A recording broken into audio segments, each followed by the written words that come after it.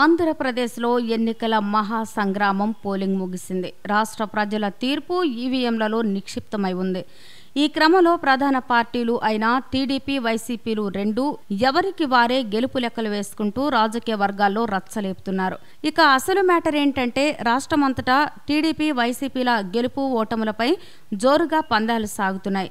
ఇక ఎన్నికల ముందు పూజలు, యజ్ఞాలు చేయించుకుని మరీ ఎన్నికల బరిలోకి దిగిన ఎన్నికల ఫలితాల కోసం గ్రహాలు తమకు అనుకూలంగా ఉండాలని తెగ పూజలు చేస్తున్నారు.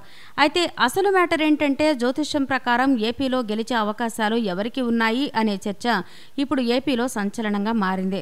అయితే ఇప్పుడు ఆసక్తికరమైన విషయం ఏంటంటే జ్యోతిష్యం ప్రకారం ప్రస్తుతం వైసీపీ అధినేత జగన్మోహన్ రెడ్డికి గ్రహాలు అనుకూలంగా ఉన్నాయంటున్నారు.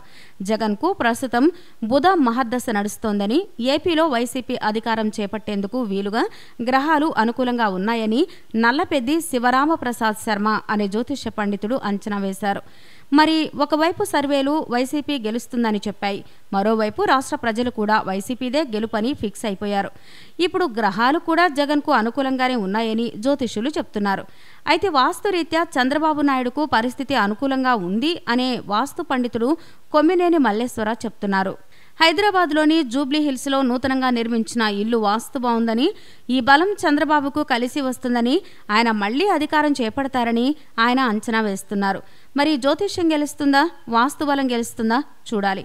మరి జగన్ ముఖ్యమంత్రి అవుతారో లేదో తెలియాలంటే మే 23 వరకు ఆగాల్సిందే. ఈ వీడియో కనుక మీకు నచ్చినట్లయితే లైక్ చేయండి, షేర్ చేయండి. ఇలాంటి లేటెస్ట్ వీడియోస్ కోసం మా ఛానల్ని సబ్స్క్రైబ్ చేసుకోండి.